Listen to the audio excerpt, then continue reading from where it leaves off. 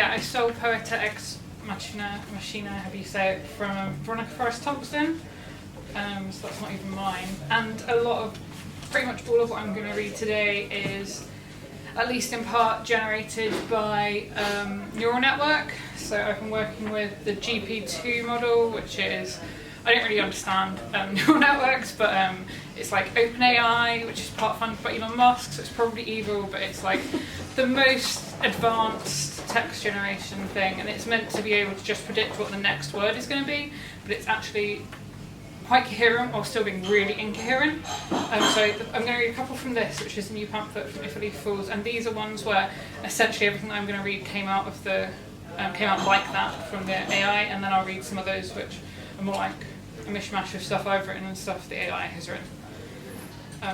So that's the explanation, and there's a poem which I'll mention where some of it is from an AI which I actually trained on the works of Jeremiah Hopkins. So everything it gave me was kind of like Cod Hopkins. So I'll warn you of that. As an aside, it could have been a lot worse. It seems many people's hearts are much happier when they die than they were once when they were alive. What do you think happened to them? Mixing with blood, sugar churn, laughing on the dead body of dead friends, watching as the dead mumble in pain, weeping in grief, and then laughing on the dead body of dead friends and laughing all over it. Escape from Death, pages 14 to 15. April will always be the month of my death, but what matters most is that you never forget it. Your love will never die. May all the days of your life last, and I will remember the nights that you laughed.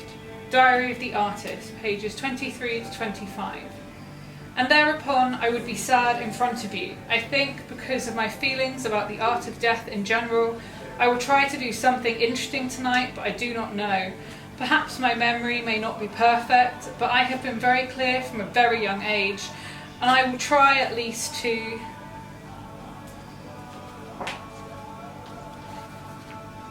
What is a ghost?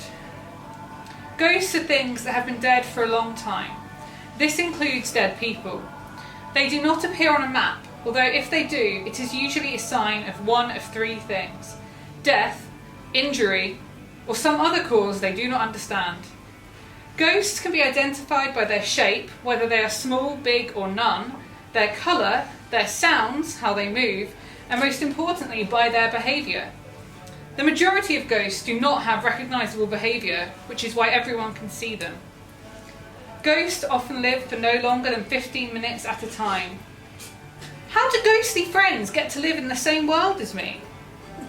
Every ghost can see their way to their destination with a simple touch, but when that touches another member of the same species, they will attack. Even a ghost has a strong spirit. Ghostly friends move with the spirit, so they are able to communicate with another ghost.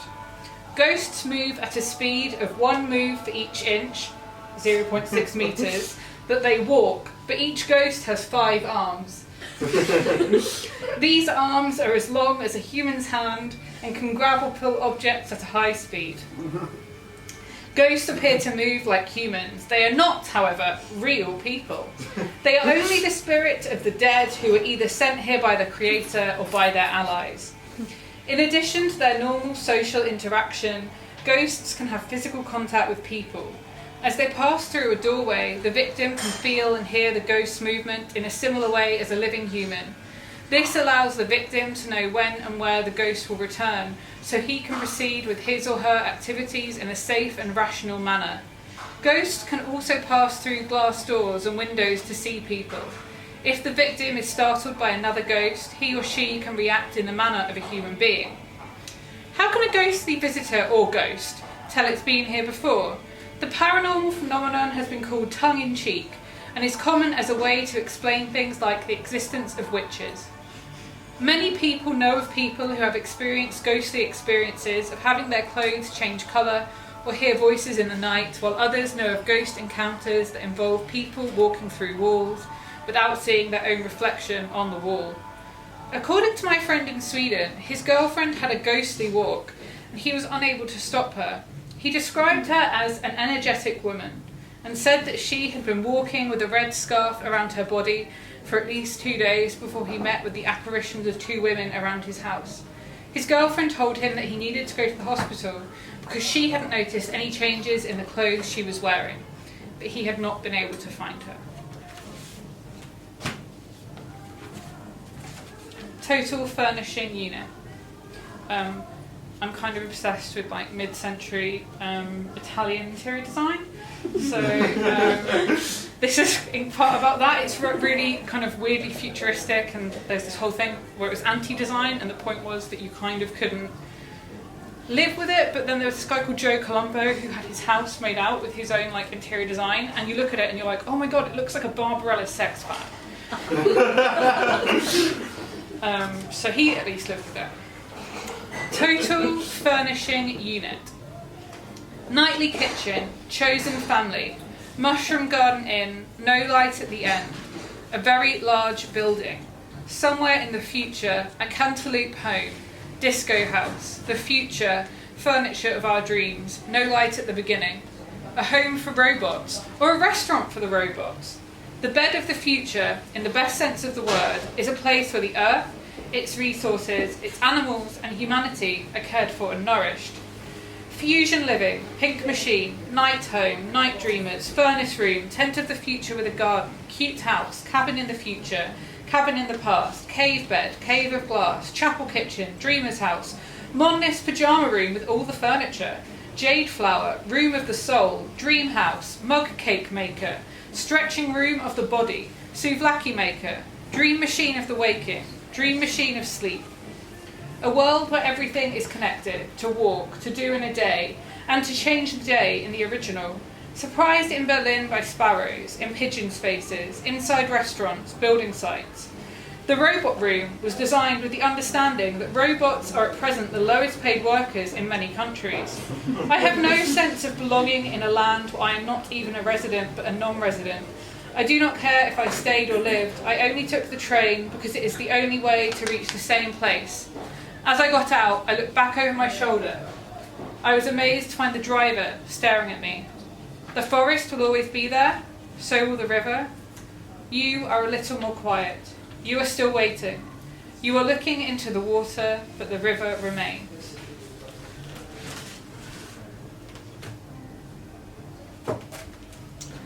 To the world's only beating heart. And this poem is part generated from Hopkins, but I think To the World's Only Beating Heart is something that it gave me when I trained it on Emily Dickinson. So, To the World's Only Beating Heart. The moonlight and the moon rain, white star clouds, unburying, excavating the clamshell bed with a sleeping baby inside. Here is the sun-stirred wood-sodden stone. She was weeping on all flocks, but I the plough-down promise from above, written on veils and brooches, in woods and on cliffs, in meadows and, in the meanwhile, the sky watering. Man's gloom dealer, his briny bank, his brine dealer, watery ink, those night-wrapped stars. What is sad? It's a melancholy heart, like a broken glass. When the world is waxed blue, painted gold wreaths. I gave up my love, which would have been my treasure house, to kiss her. Then, at midnight, killing by light, that was the end. My story is finished. And I saw a ghost outside, the blue wheat acre under his feet, and the braided ear breaks out of the sheath, the ear in milk, lush the sash, the ear in butter, lush the top, lasts until the dewdrop falls. And I have no memory of what I wrote in this and what the computer wrote, so I'm assuming the computer wrote it because it sounds like it did, but it could have just been me. A small reckoning in a big room. The kit fox, a chit, a baby chaton, kitling jet fur, Merlin held the tigerkin milky, mottled babble baby, crying its damp heart out, wet from the river, hot-mouthed, alive. Out here cold, the baby crying, in fear of the wolf's claws, buttercup, cuckoo, daffodils, cutthroated. The sky is always green with rain, and the night feels dark. Light never gets in. I used to read the Bible by candlelight. I used to make our house an abode. I used to look at the sky and say, good night from hell. I'm afraid to go out into the world, but I don't need a world. I'm better off without them, dancing all night long. Yeah, so the neural network has no idea what anything is or looks like. So when you get something like the sky is green with rain, it's like, oh yeah, that's a computer that doesn't understand the sky isn't green. But I quite like it. Sometimes it's green, I guess. How are we doing for time? You have 4 more minutes. Okay, cool. Okay, I'll do one more of these proper ones and then I'm going to read a Moomin poem inspired by Sarah. Lark sings. And this was, I just gave it the phrase lark sings and it wrote me a poem that involved inventing words. Lark sings. The hooting, hooting and wooing wail. She sings, she wails, she sings and she wails and she sings. Her sing with one heart, she sips from the cup. Her sing and laughing with delight. The sky shines with the moon in her eye, and she sips on the sweet milk in her tongue while she is in the valley of her mouth. Whence comes it? From the flowering of wheat in the springtime to the blistered hand of grapes in her fall, from the milk in her belly to the honey of nose in her mouth. A lark ascends, she sings, she wails, she sings and she wails, and she sings and sings, singing alone, singing on her tongue in both her ears. Where is the sun? She has yet to see only the stars. The light shines in her belly, she sighs and quails in her heart, and she is hidden in your breast. The stars were bright and the night grew dark around the sun. It was in a small room that he had found a lamp. He made light with the help of a torch and sat on an old stone, whereon they lit the room, and he sat and he sang on. And here's a Moomin poem that I wasn't going to read, and then I really enjoyed the Moomin one. So all you would need to know is that the neural network in no way recognised the word Moomin, and so just came up with lots of words that it thought sounded vaguely like Moomin. The Moomin slept, and in the forest the Moomins sleep, and in the valley. The Moomlins will no longer sleep in the city. This is a long life to have lived a life of peace.